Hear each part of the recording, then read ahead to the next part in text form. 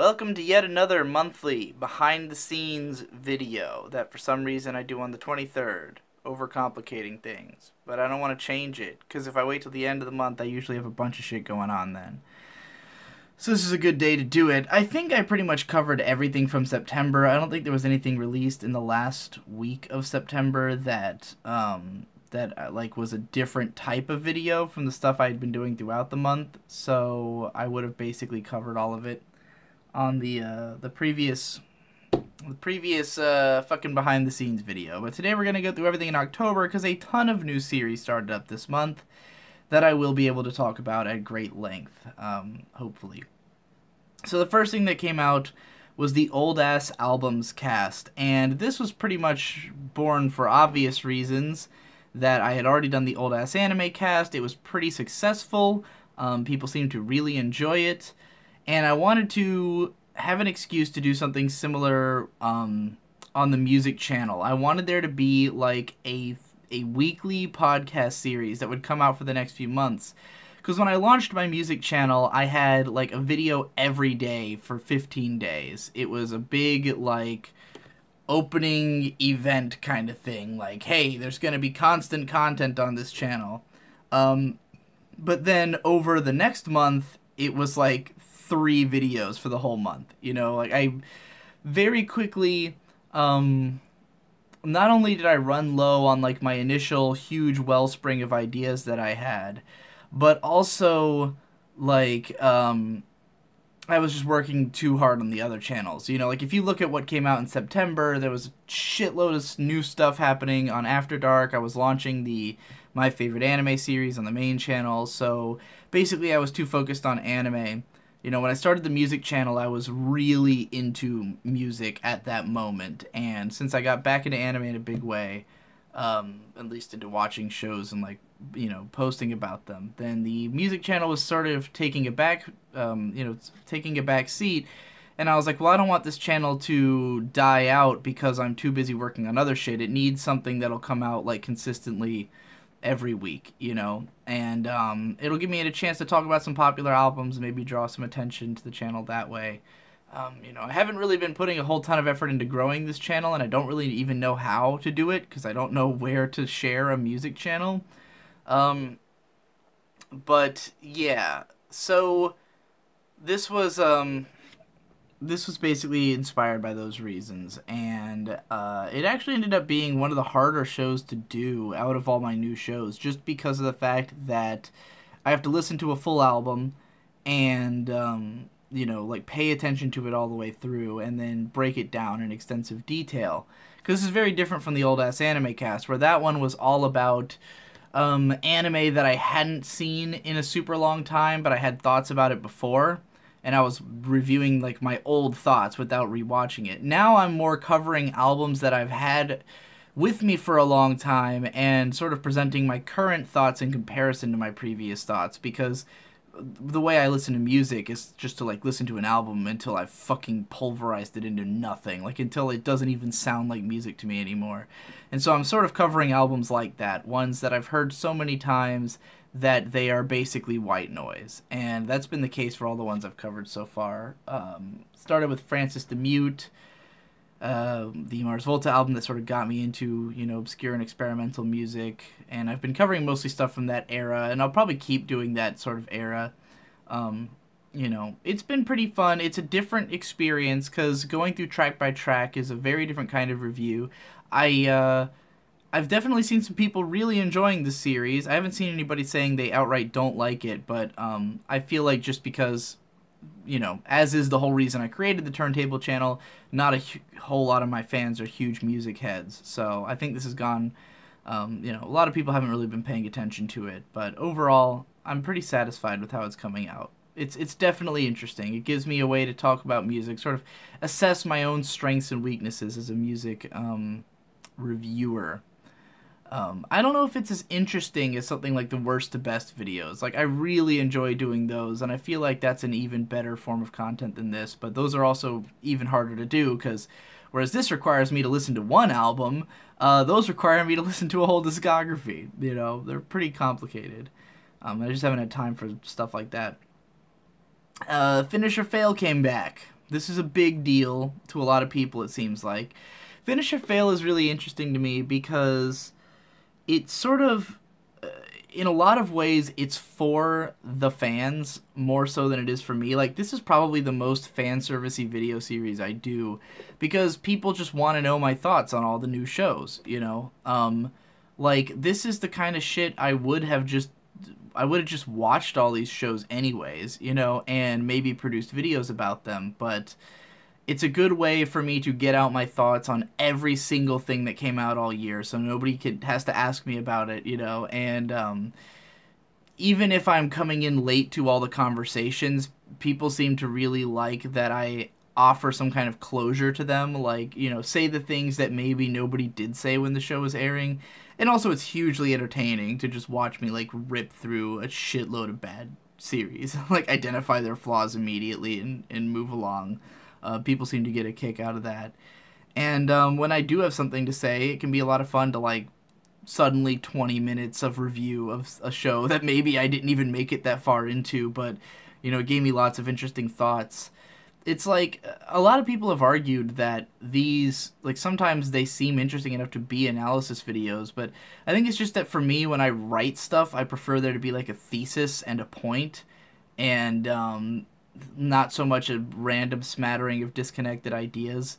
And a lot of the times I only really come to understand those ideas through expressing them. Like, I don't really know what I'm trying to say until I say it.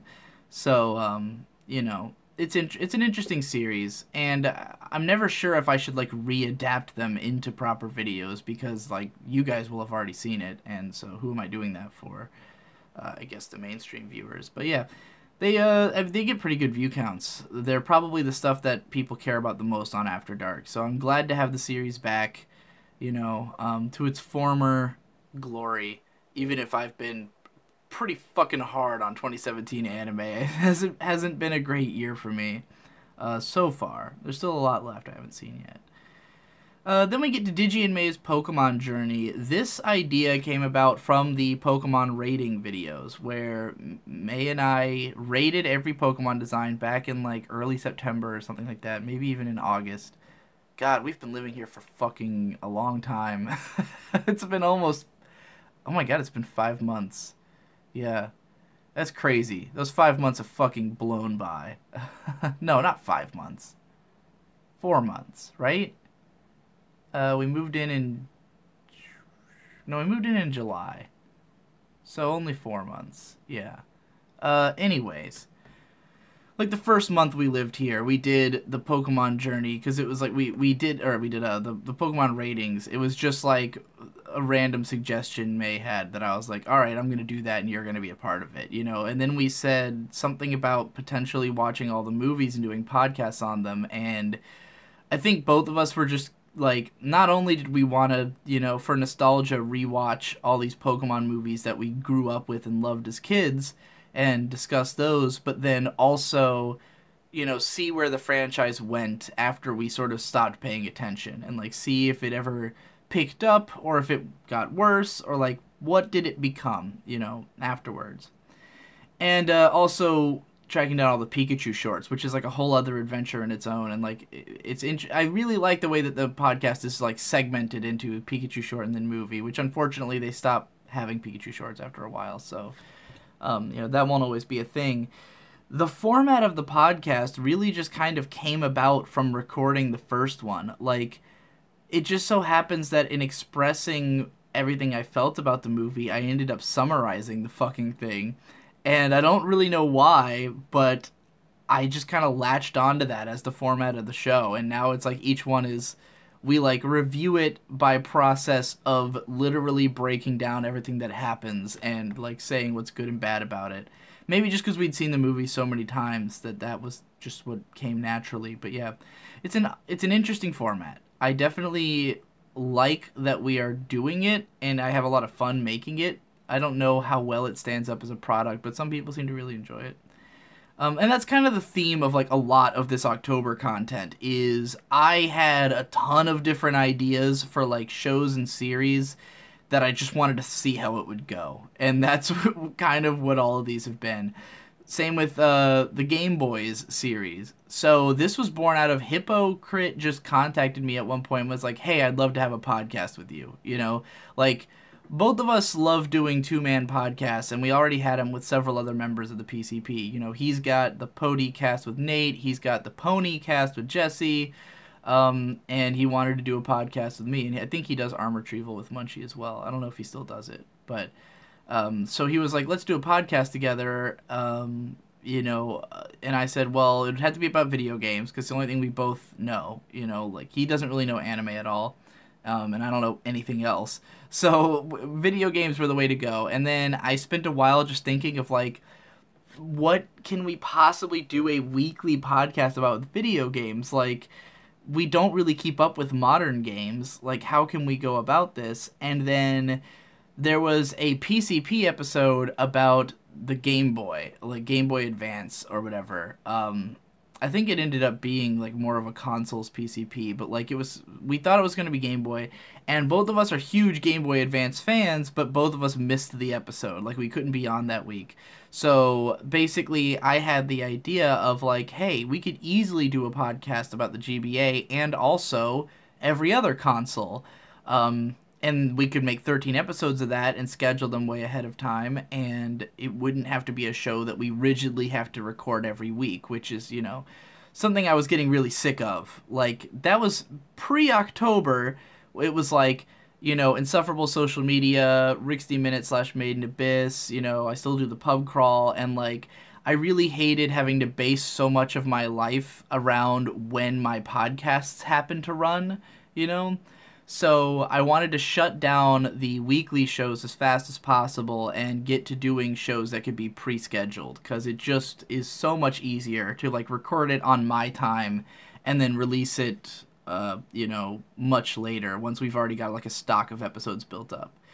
So yeah, that was kind of the idea, and I thought, well, you know, this is a good 13 episode podcast, and then if me and Hippo want to keep doing video game podcasts, like if this turns out well or we just have another idea, we can just do like a totally different series of it. You know, like this one is about each game console, and then next time we might do individual games or something else. Like, you know, we can explore a lot of different avenues with the Game Boy's idea, but for now it's a consoles show, and it's been interesting. I don't know how I feel about the format, which once again just kind of sprung up. It was like, we talked about a console, we talked about the Wii, and then I wanted to get into like all the major games that were released for it, and so that kind of became the format. It's like, talk about the console a little bit, and then dive into its whole library, and like our histories with it and stuff like that.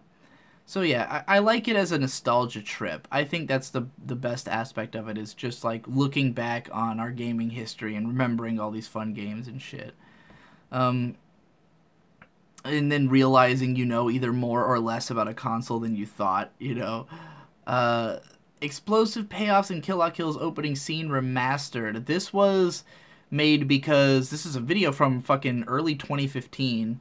And it was made during an era where I was searching for ways to beat Content ID, and so my videos were all fucking hideous for a while. Like, I had to put tons of filters and effects on them to make them get past Content ID, because we hadn't found the technique that we use now, which is no clip longer than 10 seconds, and it works every time. But, so since we know that now, we had thought about, like, remastering some of my old videos, me and Devu, I mean, and, like, because a lot of them from that era just happen to be about visuals, so like doing videos about visuals that don't have good visuals is kind of fucking stupid. But we did a commentary video in which we covered this Kill La Kill video, and like watching it back, I was like, man, this really holds up. Like, this script, I wouldn't change anything about this script really. It's perfectly fine as it is. It just needs a visual overhaul. And then Devu just took it upon himself to do a test edit, and he edited like 2 minutes in the middle of the video and sent it to me and was like, I can do the whole thing in this style. And he was kind of waiting for me to finish another script anyway, so he didn't really have any work on the table, and he was like, I'll do it for this amount. And I was like, all right, like, I'll pay you to do it just because I want to see how it'll turn out, and you know, and we can consider doing more in the future if it turns out well.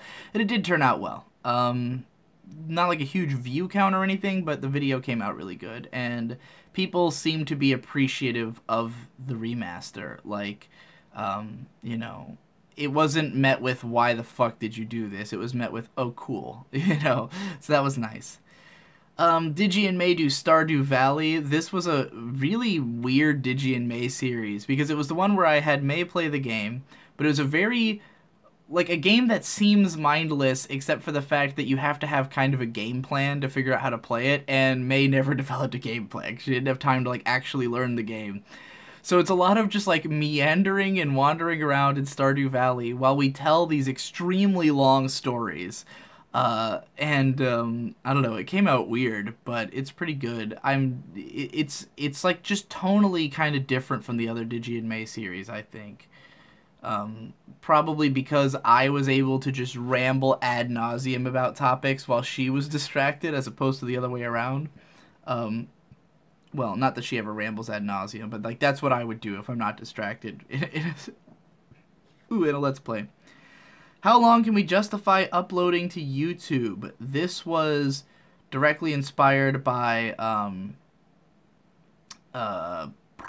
wait, was this the one that was inspired by That Is the Plan? Or was that something else? That was, there's We Don't Need a Replacement YouTube. There's, yeah, I think it was.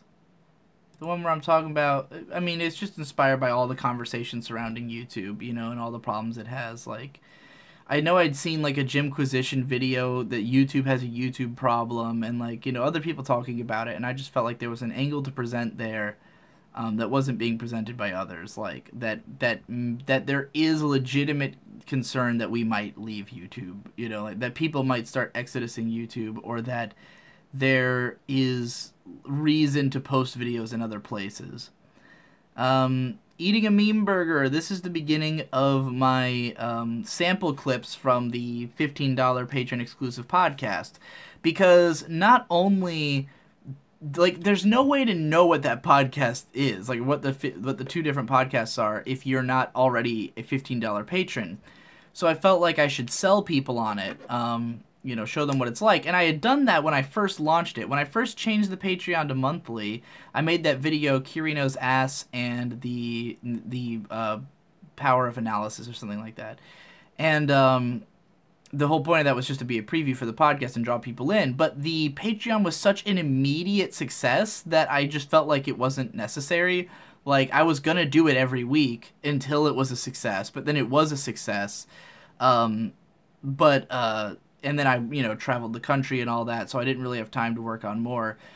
And then, basically the Patreon stopped growing for a little while. Like, it was kind of declining, really. Like, it was going down, each month as my content had slowed down a little bit when I was moving house, and, you know, I didn't have, like, good incentives for people to go to the higher patron tiers. But, you know, I'm releasing these basically not just for people who aren't patrons to listen to it, but for people who are patrons to listen to it. Because those are the ones who are probably the most going to be interested in this. Like, people who are patrons tend to be the ones who watch all my content, so they're going to want to hear these special sort of behind-the-scenes things. But I want them to be, like, all 10 minutes long, because I don't want to use too much of the podcast. Like, I don't want to give too much of it away for free, and then if you're paying for it, you feel like, you know, you're getting gypped, like the exclusive content isn't so exclusive. And I also want them to be, like, kind of catchy, fun stories that can get you invested immediately. So that's sort of why it's been, like, just the sort of memeier, weird offshoot topics that I've been bringing into those videos. So I don't know if it's a full sell of, like, what is actually the power of the podcasts, but, you know, they're still good. I think they're good choices, and I've definitely gained some patrons because of them. Pub crawl just crawling along as usual. Manga Mondays as usual. The Mumkey getting picked from the PCP Odyssey, which is kind of self-explanatory why it had to happen. We Don't Need a Replacement YouTube. This was a really important vlog in my mind, because I felt like it was a sentiment no one else would have expressed. Like, this idea that YouTube is maybe just a failure, and like there is no need to try to get another one, you know. But that sprang out just as like, you know, as a natural consequence of the previous vlog about YouTube and me continuing to think about it, as well as being a response to the Digiboys podcast, as I explained in that video. You know, the feeding the content machine, sort of a response to the discussion. Oh, we got more Digimay. Commentating K-On!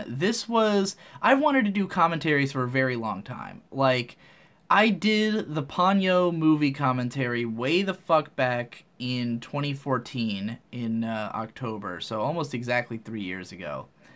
And it was really well received, like shockingly well received. And I had a lot of fun doing it, so I always wanted to do more commentaries. And I planned to do one on Lucky Star, but I never found, like I wanted to do it with someone, but I didn't know who to do it with. And eventually I got Subsonic Sparkle to agree to do it with me, because he's a big expert on Lucky Star. But I never actually ended up doing it. And it was partly just because I was like, where the fuck will I put it? Like, if it's audio only, then people have to like try to track down the show and sync it themselves, and that's, you know, that's just not ideal. And then if I had to put it over the show, though, where the hell can I host it? And so I was kind of testing the waters with VidMe because of the fact that the Eromanga Sensei reaction that me and Nate did stayed up, you know, and that one had on-screen camera and everything, so it was definitely easier to get past Content ID, but this is just me commentating over the entire fucking episode, and I was really worried that like this is not something that's possible, but I just wanted to test it out, and I figured K-On! Is the perfect choice, specifically because I've seen episode 1 so many times, because I fucking studied that episode to make my video about K-On! As the ultimate adaptation. Like, I watched the first episode scrubbing through it over and over again, like taking notes and shit for that video, so I knew I could commentate on it pretty easily, and it went pretty well. And the people who watch it seem to enjoy it. I'd love to do more. More Stardew Valley, Pub Crawl, Revealing Corporate Secrets is another, you know, another podcast preview. Spin the Sakugaboru Roulette came back just because I felt like it. Like, you know, me and May watch a lot of anime together, and sometimes we do it for a video, like Finish or Fail. And sometimes I, like, just am like, I don't really want to watch a modern 2017 anime again for the 5th time in a row. Let's try to find another way to watch something, you know? And so basically I was like, all right, let's either do Crunchy Roulette or Sakugaboru Roulette. Which one do you want? She was like, let's do the Sakuga one. So we did that and ended up finding this obscure movie I'd never heard of that we both completely loved. And that totally launched me onto like an 80s anime kick. So very happy with that. The Rixty Minutes finale, because we were late on it, and, you know, it was what it was. Psycho-Pass in the Spirit of the Law, this is just another one of the ongoing My Favorite Anime series, which is going to take a short break this coming week, because I'm going to put out a different video instead. Mostly because these fucking take way too long to write.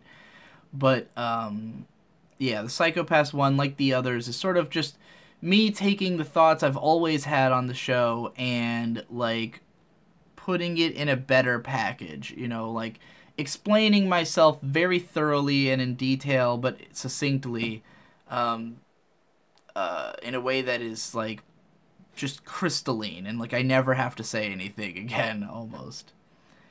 Digi and May do Gauntlet Dark Legacy. This is one of my favorite things I've put out in a while. Like, I legitimately loved this.